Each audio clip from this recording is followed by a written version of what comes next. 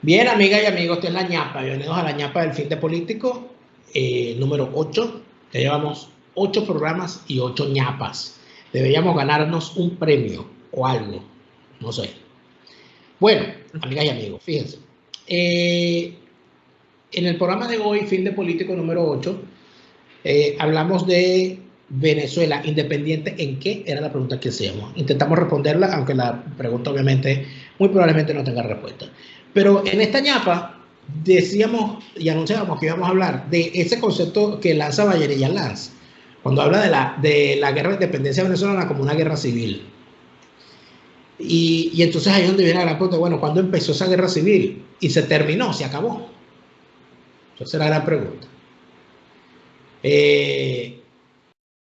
Yo creo sinceramente, Neomar, que esa guerra civil empezó en ese momento que te comentaba, en el momento en que los grandes cacaos, los mantuanos, los grandes latifundistas del sector cacao se fueron y se metieron en la ganadería, creando los grandes roces con la población asentada en los territorios donde había ganado y donde era propicia la actividad ganadera. Pero que de ahí fue que surgió el gran conflicto. Pero que para que haya, ¿qué se necesita para que haya una guerra civil? Que eso, por cierto, es una cosa que se discute mucho en Venezuela. No, porque aquí puede haber una guerra civil. ¿Qué se necesita? ¿Qué se necesita para que haya una guerra civil? No se necesita que haya dos bandos armados. Eso no, eso es la consecuencia. Lo que se requiere fundamentalmente es que haya dos o más bandos con posiciones irreconciliables, donde el juego es prácticamente suma cero. O sea, para yo existir, tú tienes que desaparecer. Oye, sí. eso normalmente siempre es ficticio. Siempre es ficticio. O sea, siempre hay inclusive en el tema de Ruanda, entre Tutsis y Hutus, no había nada de fondo tangible que tú pudieses decir, no, es que mientras viva un Hutu no puede vivir un Tutsi y viceversa. O sea, eso no... Lo que pasa es que cada uno de los bandos asume que sí, que es el conflicto. Eso es lo que llaman un conflicto existencial, que es que cuando tú para sobrevivir tienes que eliminar al otro. En las sociedades de todo el mundo, Daniel, estos conflictos siempre, el conflicto aparece. El conflicto es el día a día de la política. El tema es que los conflictos en esas sociedades se les llama conflictos agonales, porque son conflictos que se resuelven en la negociación, se resuelven en las elecciones. Entonces, el problema es que Venezuela, y yo creo que hacia allí va adelantando un poco el tema que tú planteas, y de hecho te he hecho un cuento. Yo leí alguna vez un libro que me llamó mucho la atención, porque hablaba del tema de los agricultores en Venezuela. Es fascinante, ¿no? Porque desde allí viene, incluso antes de la aparición del petróleo, la mentalidad del el productor venezolano, el agricultor venezolano, esa mentalidad de que el Estado tiene que ponértelo todo. ¿Tú sabes por qué nace el Partido Liberal en Venezuela? Los llamados liberales, antes que apareciese Antonio Leocadio Guzmán y, bueno, Antonio Guzmán Blanco, mejor dicho, que es el hijo de Antonio Leocadio Guzmán. Pero ¿por qué aparece Antonio Leocadio Guzmán? Porque hay un sector de los agricultores venezolanos que cuando Páez gobernaba, después de que se hizo la guerra de independencia, fundamentalmente lo que le pedían era al gobierno que interviniese con los prestamistas, porque los prestamistas estaban cobrando unas tasas de interés muy altas, que era lo que dio origen al famoso derecho de la ley de Esperiquita, ¿no? Que era que te prestaban y si tú no podías pagar, o sea, los tipos se endeudaban y se endeudaban porque pensaban que la cosecha les iba a rendir, y llegaba el punto que no podían pagar y les quitaban las haciendas. Entonces los tipos decían, vamos a crear algo, y fue el primer partido venezolano, ojo, formalmente fue el primer partido venezolano. Un partido liberal, Daniel, que nace, y por ahí viene mi interés con el tema del liberalismo en Venezuela. Se dicen liberales, y lo primero que dicen, Estado, venga, intervenga la economía y congele el tema de las tasas de los préstamos, porque no nos pueden estar haciendo eso. Es más, usted tiene que darnos préstamos como Estado. Ese es el origen de la agricultura en Venezuela en términos modernos, después de que nos empezamos a hacer como nación. Entonces, imagínate tú todos los conflictos que ha catalizado, de alguna manera, o que han mediado dentro del tema de los agricultores en Venezuela. Tú me estás echando otro cuento hoy con el tema de los cacaoteros cambiando de rumbo y todo eso. Claro, pero entonces... Estos eran agricultores del café y del cacao. Es la tierra. En realidad, el problema es la tierra. Porque acuérdate que estamos hablando de los tiempos en los que la tierra era el origen de la riqueza. Sí, donde no había otra cosa. Porque existiendo la esclavitud, ¿verdad? El trabajo, el valor del trabajo era lo que tú podías pagar por un esclavo y por mantenerlo. Yo necesito, tengo 800 hectáreas y necesito sembrar esas 800 hectáreas. Para sembrar esas 800 hectáreas necesito 80 esclavos. Me compro los 80 esclavos. Punto. ¿Entiendes? Cada esclavo se tiene que lanzar 10 hectáreas. Imagínate tú, ¿no? Y tiene que rendir. Y oye, si no rinde, porque no el látigo con él. O sea, ese era el sentido. Ahora,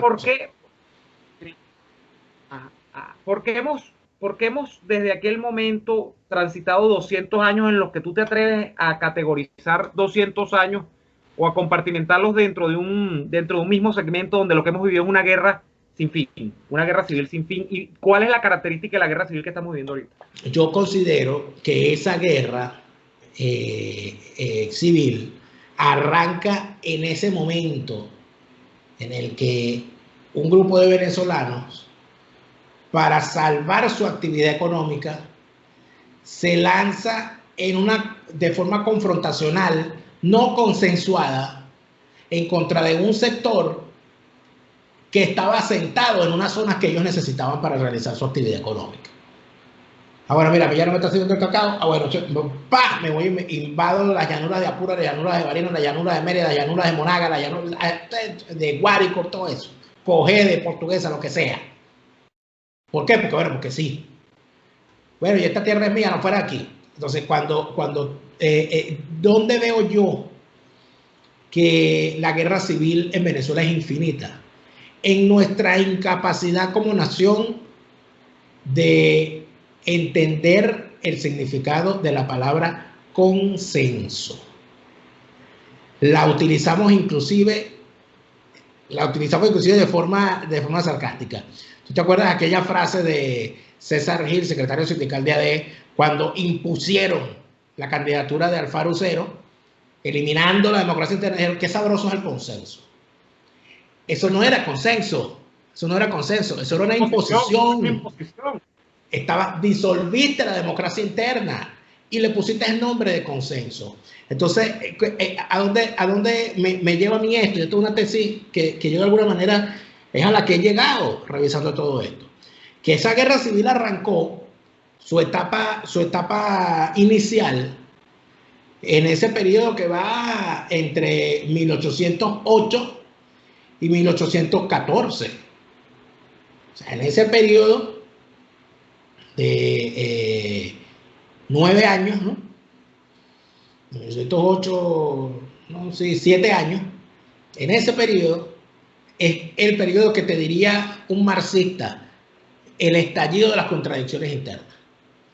¿Por qué? Porque sale un grupo el grupo que estaba en el poder, los blancos peninsulares, el grupo intermedio que aspiraba a desplazar a ese grupo de poder, que eran los blancos criollos, los mantuanos, y estaban los pardos, que eran el grupo derivado que aspiraba a tener los privilegios de los cuales gozaban los blancos criollos también, que aspiraban a la igualdad con la casta superior.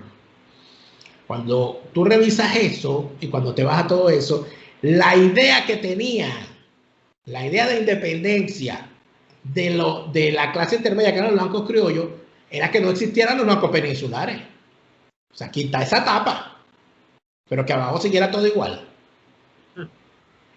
Y los pardos, viendo eso así, obviamente lo que decían, bueno, pero los enemigos nuestros son los blancos criollos. Porque los blancos criollos eran los que, de alguna manera, eran más virulentos en la búsqueda de negar, de negarle beneficios a los blancos, a los pardos, porque de esos beneficios que se daban a los pardos, se afectaba a los blancos criollos, los igualaban. Por eso es que eran tan sectarios los blancos criollos. Y los blancos dicen que eran más cerrados que los Los peninsulares, Daniel. No, los peninsulares más bien jugaban con eso para mantener la cosa dividida siempre a su favor. Bueno, jugaban el equilibrio con esas cosas. Entonces, ¿qué pasa cuando los blancos criollos se lanzan a esto? Los pardos no se suman, una cosa lógica. Y por eso es que cuando estalla todo, entonces hay que decir, ¿dónde estaba el problema? En la falta de consenso. En la falta de consenso. Porque si se hubiese consensuado y se hubiese entendido, mire, pero es que los pardos son más, y dentro de los pardos hay gente que tiene unas condiciones. Y si nosotros nos estamos leyendo estos libros de la Ilustración, deberíamos entender que al humano, al hombre, a la persona, hay que evaluarlo en función de sus capacidades y no de su origen. Entonces, si hay un competente guerrero pardo, que se sume ese competente guerrero pardo al ejército, por ejemplo. Esa negativa al consenso y la búsqueda permanente de enarbolar los privilegios que a mí me corresponden, porque esos privilegios míos, eso tú lo puedes ver en cada uno de los episodios graves de la historia nacional. Bueno, ¿y por qué? Cuando tú ves, por ejemplo, los conflictos del siglo XIX, bueno, ¿y por qué tiene que gobernar Monaga? Bueno, porque Monaga es el hombre, pues. Porque él peleó la independencia. O sea, tú no puedes pretender gobernar porque tú no peleaste la independencia. ¿Entiendes? No, tiene que ser porque es conservador.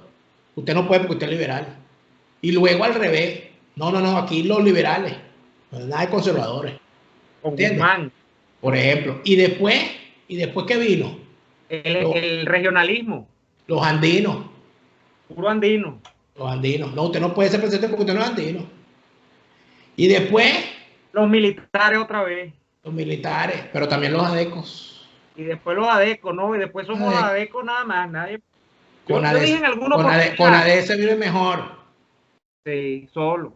Yo dije en alguna oportunidad, yo no llegaba al tema de guerra civil, pero yo sí dije en alguna oportunidad que en Venezuela parece que se cumplía después del proceso de independencia esa máxima, o yo lo veía así, de que el gran motor de la política nacional había sido el rencor. Usted donde quiera que veía una situación de rencor, de envidia, de capacidad, como tú dices, para no entablar consenso entre los distintos sectores políticos, bien sean los del siglo XIX, los del siglo XX, incluso del siglo XXI, allí iba usted a encontrar el motor de toda la motivación esencial de todos los conflictos políticos de estos 2 siglos, ¿no? Pero ¿no te parece que esos rencores están alimentados precisamente por la propensión que tenemos de construir hegemonías excluyentes y que nunca juegan al consenso?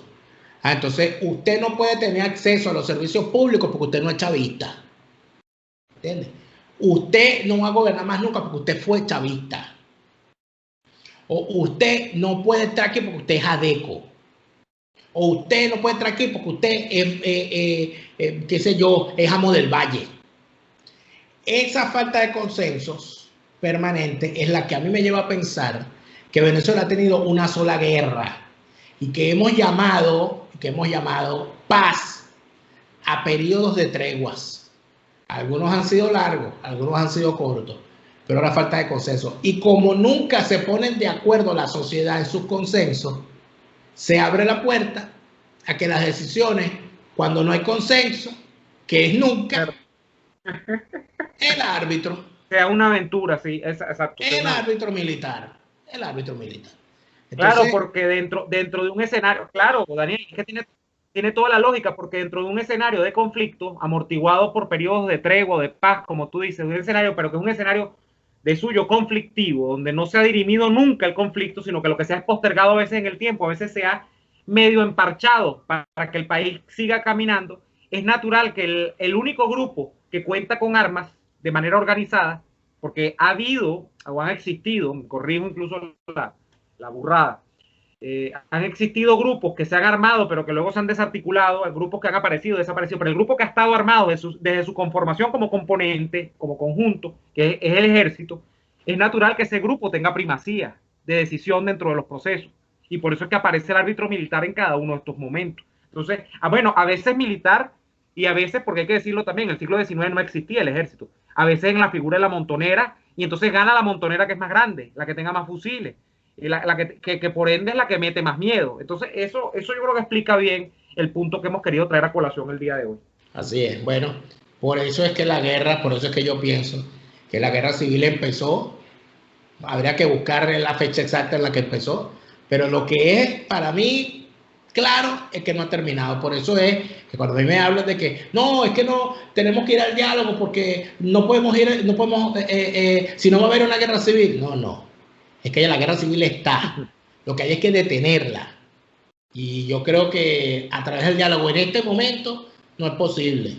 No sé si estoy siendo demasiado venezolano al negar cualquier posibilidad de consenso, pero si el otro grupo no quiere consenso, tú lo que tienes que ir a llegarte a igualdad de condiciones.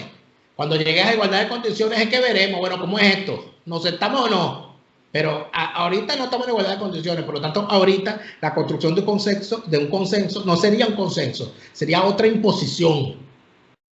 Y sería una imposición además sobre la República, inclusive, sobre el cadáver de la República y de buena parte de sus ciudadanos también. Y sería una imposición del grupo que usurpa el poder en este caso, y sería, poniendo las cosas en su justa dimensión, sería la capitulación del otro grupo. No hay ningún consenso ahí. Es que un grupo capitula y se va. O sea, se retira por un momento y dice, bueno, tú ganaste, porque el escenario es ganar o perder. Completamente cierto, completamente cierto. Bueno, amigas y amigos, se nos acabó esta ñapa. Muchísimas gracias por haber estado allí. Le pedimos por favor que estén pendientes de los contenidos del canal YouTube de Neomar Hernández. Suscríbase a el canal YouTube de Neomar Hernández y active la campanita, las notificaciones, para que cada vez que haya un contenido nuevo, usted esté al tanto de esto. Les agradezco muchísimo a todos ustedes, patreoneros del plan, patreonero full, por el apoyo que han tenido y siempre, y por estar aquí una vez más en esta ñapa del fin de político. Gracias a todos y será hasta una próxima oportunidad.